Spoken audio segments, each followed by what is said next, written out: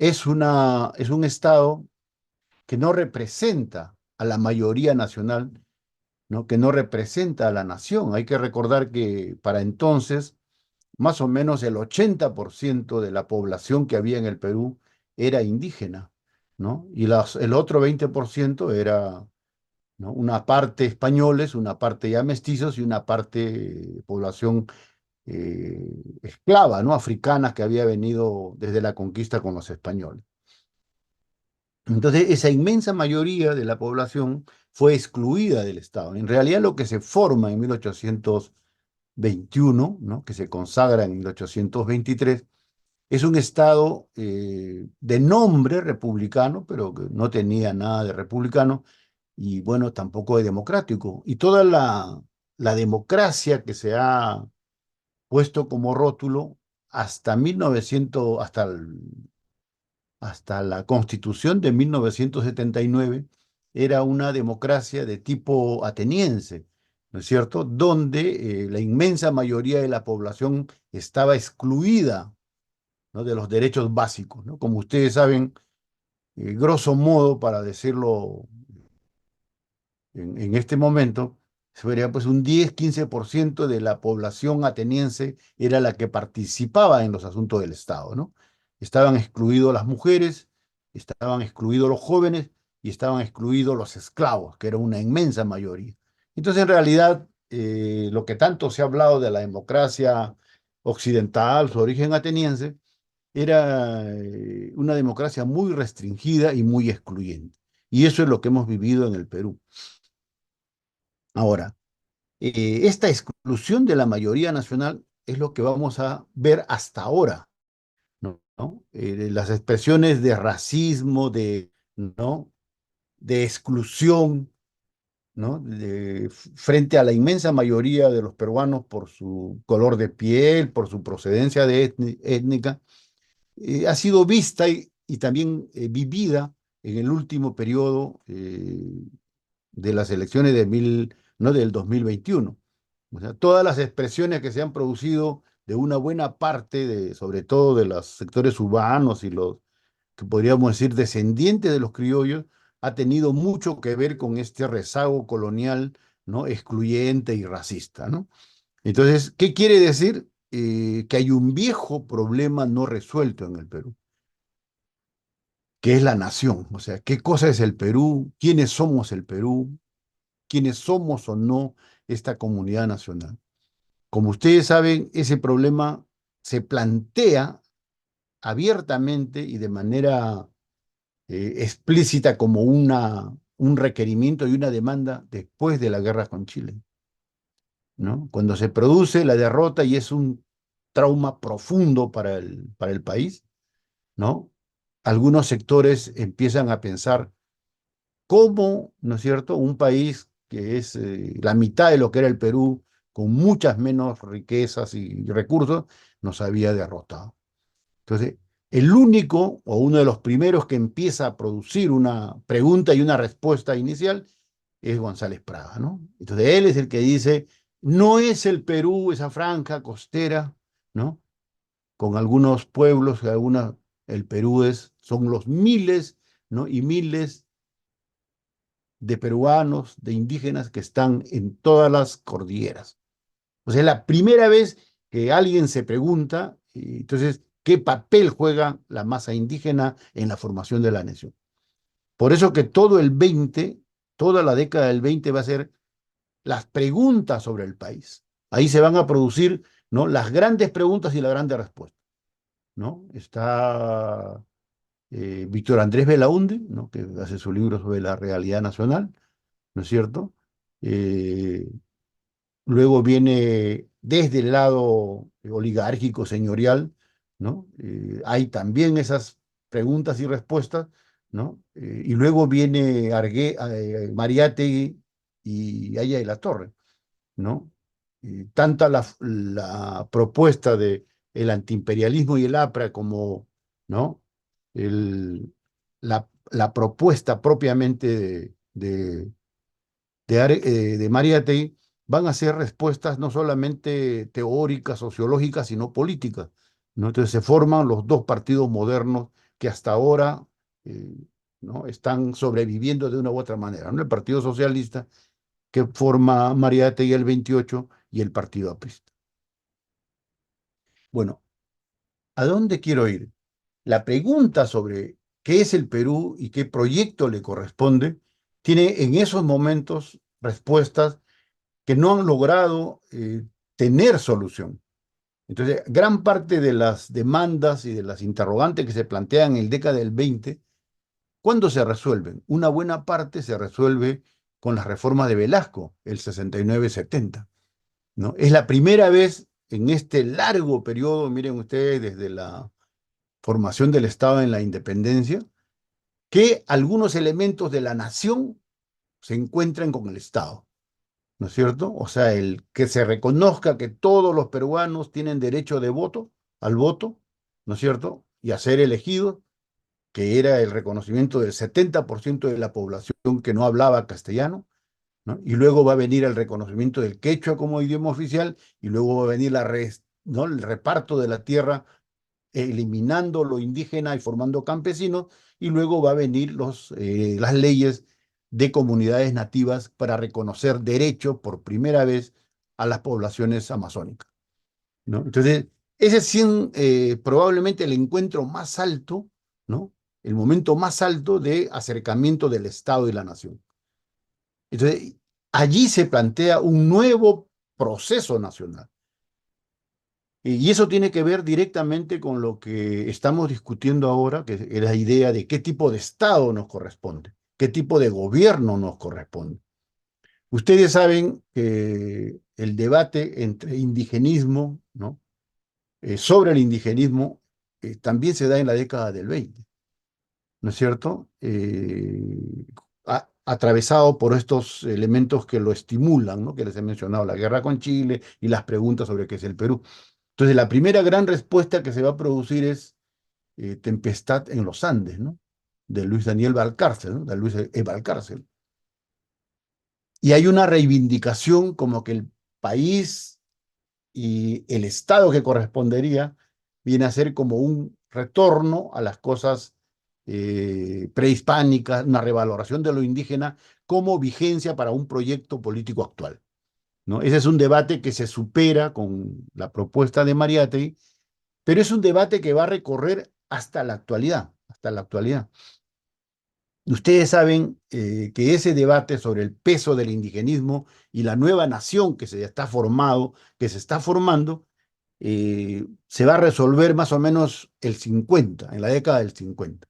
Y se resuelve en el plano literario y cultural en un debate que culmina, sobre todo Arguedas, con el propio Valcárcel, ¿no? Porque Arguedas ya desde entonces, mediados del 50, afirma, ¿no? que la nueva peruanidad es lo mestizo, lo cholo, que esa es la nueva peruanidad y que eso implica el rescate y la mantención de sus tradiciones y de su cultura, ¿no? Y es lo que va a afirmar Arguedas a partir de ahí para adelante, ¿no? Los puntos más contundentes en esta propuesta van a estar en un libro que él escribe que se llama Indio, Mestizos y Señores, donde es el minucioso seguimiento de la evolución de los cambios de la sociedad peruana a través del Huayno.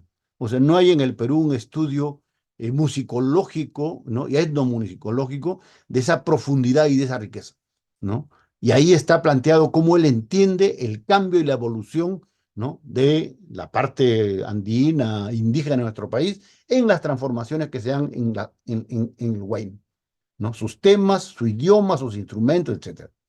Primer punto.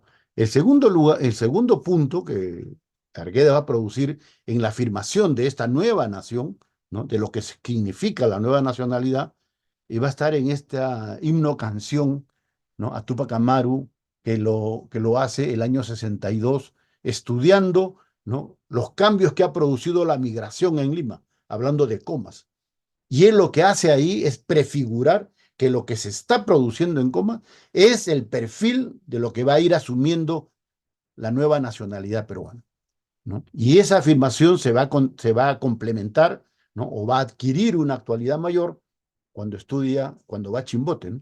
Y escribe la novela el zorro de arriba y el zorro de abajo. Porque es bueno saber que él va a Chimbote no a hacer la novela, él va por encargo de la Universidad Agraria, porque él era profesor ahí de, de antropología, va a hacer un estudio sobre lo que había significado, ¿no?, el boom de la pesca en términos de los cambios socioculturales. Entonces se da cuenta que ahí hay una riqueza tan grande, un proceso tan complejo que no cabe en un pequeño estudio, ¿no? Entonces él hace a partir de eso la novela. Entonces uno puede ver, puede leer la novela El zorro de arriba y el zorro de abajo como el análisis completo, complejo, ¿no?, dinámico de lo que es el Perú. El Perú en transformación. Y lo que él encuentra es que con los cambios brutales, acelerados y salvajes que produce el boom de la pesca, ¿no?, ahí hay un proceso de cholificación, ¿no?, de mestizaje sumamente brutal y duro, pero que es más o menos el rasgo de lo que va a ser el Perú, que es el Perú posterior, pues, de la reforma agraria, que es el Perú de Gamarra, el Perú de lo que conocemos ahora. Eso es lo que Arguedas plantea, que esa es la nueva nación peruana. ¿Por qué es importante este debate? Porque ahora mismo, en esta discusión de Huancholima y del modelo de Estado, eso es lo que hay que discutir. Entonces, cuando hablamos de un Estado pluricultural, de una relación de Estado-nación, ¿no?, de un Estado plurinacional, ¿de qué estamos hablando? Estamos hablando de un Estado que se va a formar construyendo una hegemonía política, ¿no?, que tiene una visión de esta nueva nacionalidad peruana, que es el 70% de la población, ¿no? Los nuevos cholos, ¿no?, ¿no?, los nuevos migrantes, los millones. El 70% de la población, ustedes saben, ahora es urbana. Entonces, el punto, ¿no?, de soporte básico de ese nuevo Estado y de esta nueva nación, ¿quién es? Esa mayoría, ¿no?, que recupera, que reivindica su historia, su tradición, su cultura, o hay que volver, ¿no?, a las provincias, a algunas regiones, para que de ahí hacer el proyecto plurinacional, pluricultural. Yo lo único que les quiero decir es que el proceso boliviano de Estado plurinacional con Evo Morales era 70% población aymara. Ese era el sustento de ese proyecto. Y funcionó. En nuestro caso, 70% de la población es urbana, ¿no?, diversa, ¿no? Hay todavía un importante segmento que habla quechua, habla aymara, o hay ¿no?, grupos étnicos en la selva, pero la mayor parte de esa nueva peruanidad está en lo que les estoy comentando. Entonces la pregunta es, ¿un Estado pluricultural cómo va a ser en nuestro país? No voy a tocar mucho lo del convenio 169, esa cosa, porque sinceramente son discusiones más bien que corresponden al aspecto legal, ¿no?, y no van al aspecto de fondo, porque el convenio 169 tiene un enorme mérito en el plano jurídico internacional, ¿no?, que es el que por primera vez reconoce derechos indígenas desde la ONU, pero no es vinculante ni obliga a su ejecución a los estados. Por eso que en el Perú, ¿no?, ratificado eso el año 1994, si no me equivoco, o 95, por Fujimori, por el Congreso, ¿no? Porque el convenio lo asume, lo aprueba un gobierno, pero para que sea válido oficialmente tiene que ser aprobado por el Congreso, y eso lo aprueba el Congreso.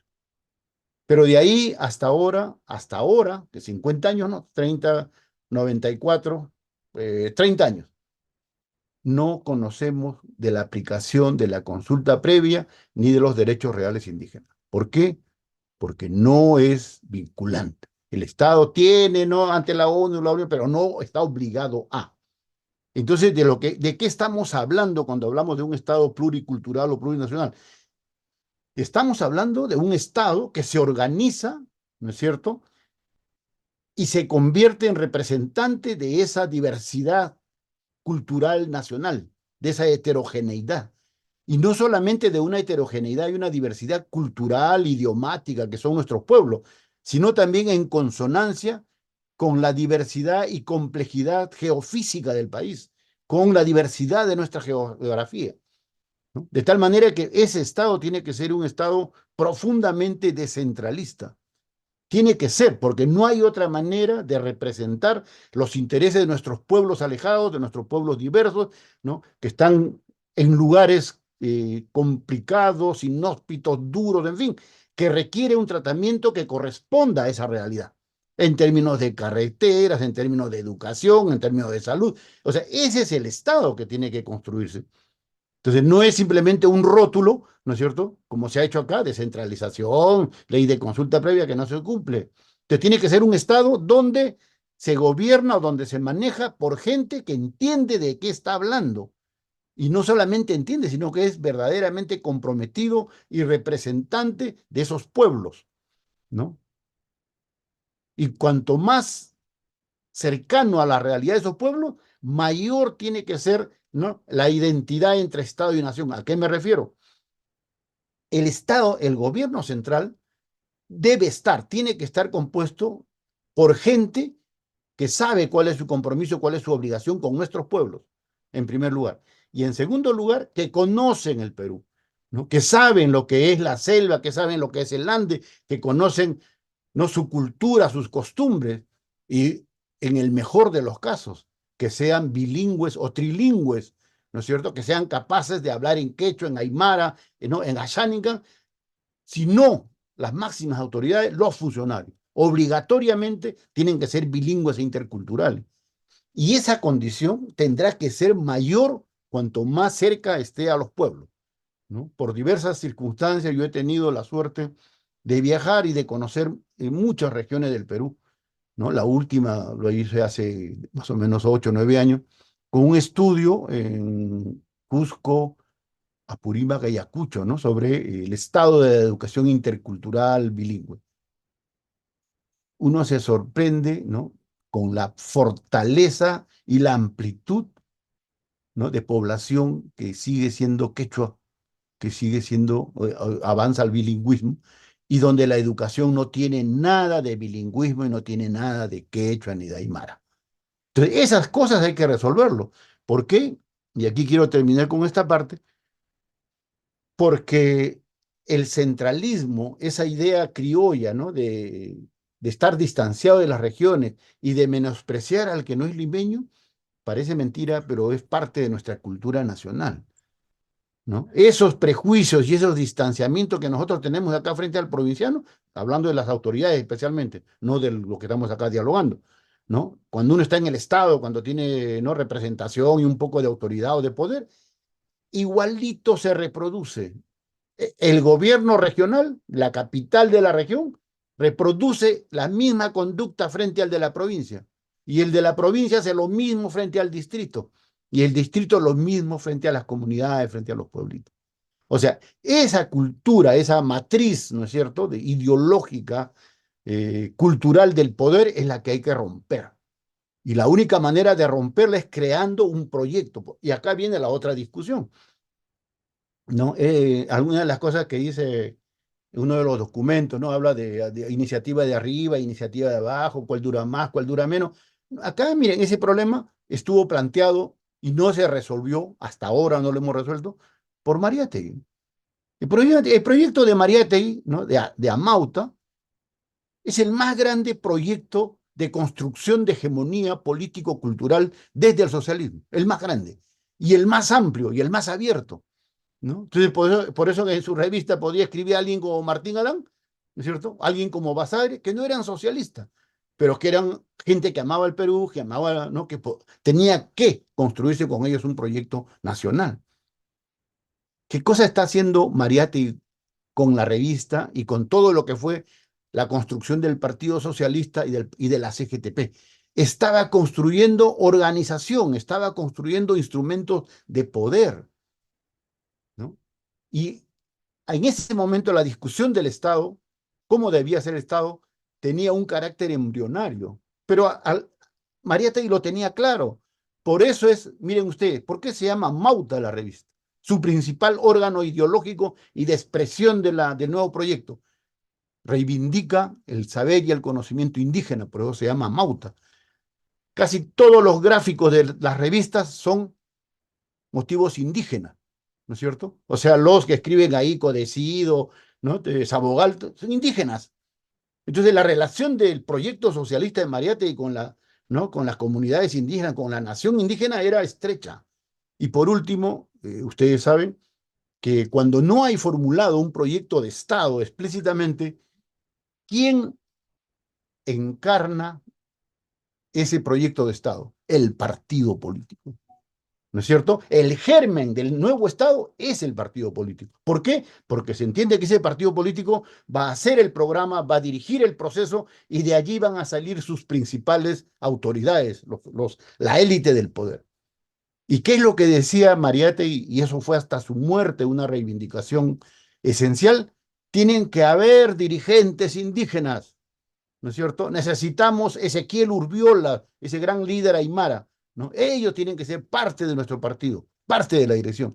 ¿Cuál fue el motivo del debate de Mariátegui con la Internacional, tanto en Montevideo como en Buenos Aires, el 29? La cuestión indígena, la cuestión nacional, ¿no? Mariátegui decía, nosotros tenemos acá un problema, ¿no? Que es la cuestión indígena, que es un problema de la tierra, ¿no? Y no es igual que cualquier país industrializado como Argentina o Chile o Uruguay, ¿no? Donde es homogéneo, entonces tomas el poder y sigues ahí, ¿no? Acá no, él decía acá, es otro problema. Por eso su diferencia con la Tercera Internacional, por eso su no incorporación a la Tercera Internacional. Mientras vivió el partido no fue ni partido comunista ni se incorporó a la Internacional. Eso se produce después que muere. Entonces, para Mariátegui eso estaba claro, el proyecto del Estado en el Perú tenía que ver con la nación diversa, ¿no? Heterogénea y donde lo indígena era esencial.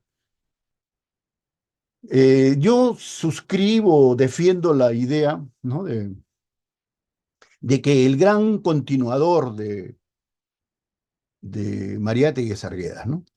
O sea, el pensamiento socialista revolucionario en el Perú post-mariateguista es Arguedas. Arguedas, su obra la mayor parte lo ve solamente como una literatura y algunos llegan todavía al grado eh, muy, muy limitado de entenderlo como indigenista. En realidad, con Arguedas se produce la eliminación del indigenismo, ¿no? El indigenismo de López Albújar, de los hermanos García Calderón, porque indigenismo, ¿qué es? Tratar de describir de afuera un mundo que no conoces, ¿no? Y por eso se hace impostado, se hace falso. Arguedas dice, cuando leí eso, ¿no?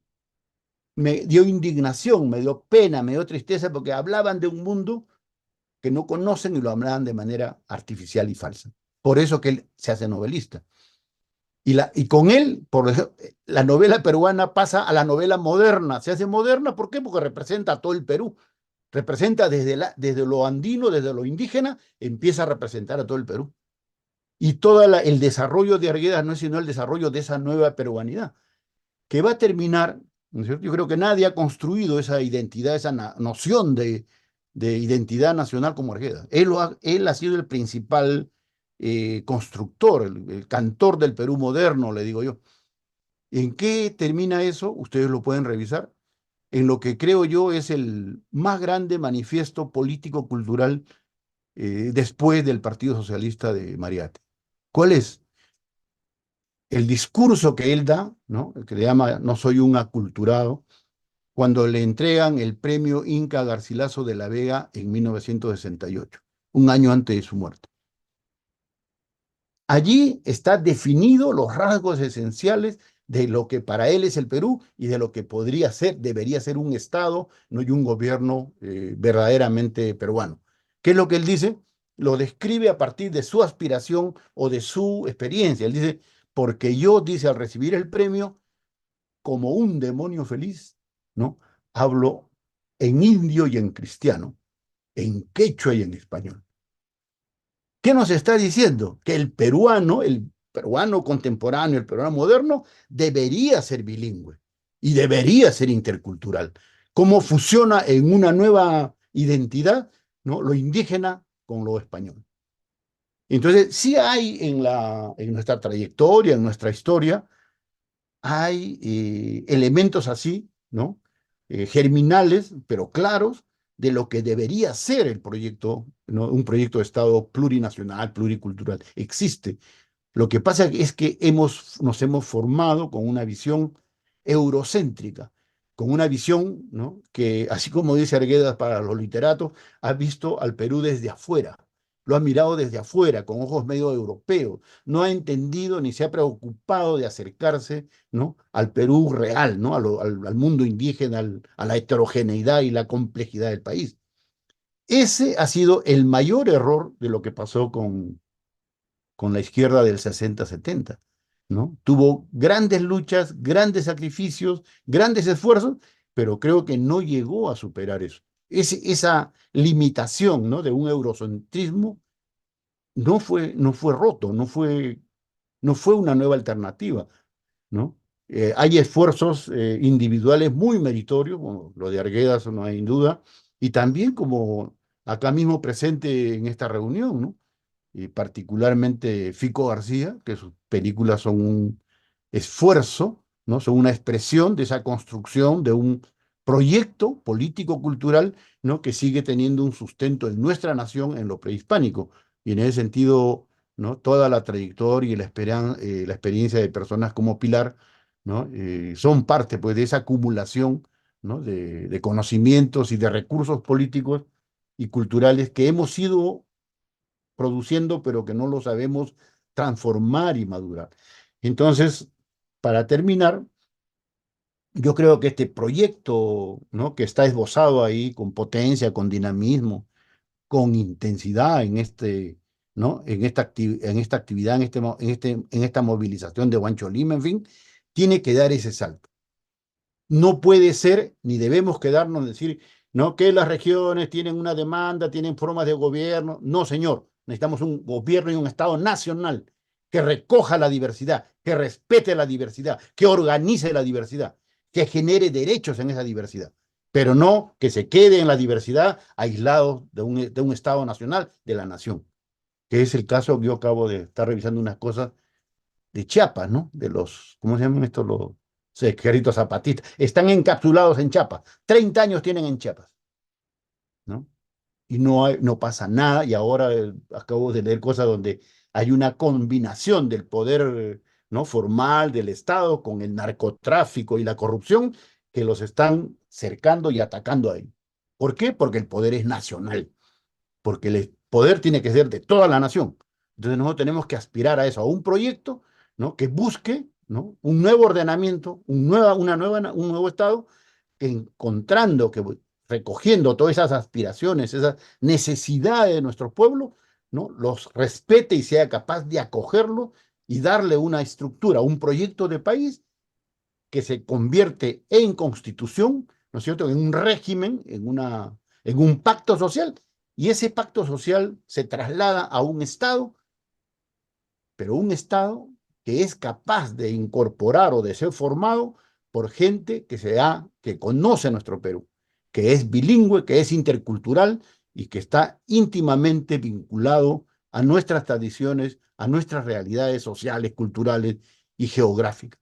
Creo que ese es el reto, el mayor reto que tenemos, ¿no? De dar un salto de esta indignación, ¿no? De este dolor, de este sufrimiento, a un proyecto propositivo, a un proyecto transformador que sea capaz de sumar todas esas fuerzas para producir el cambio que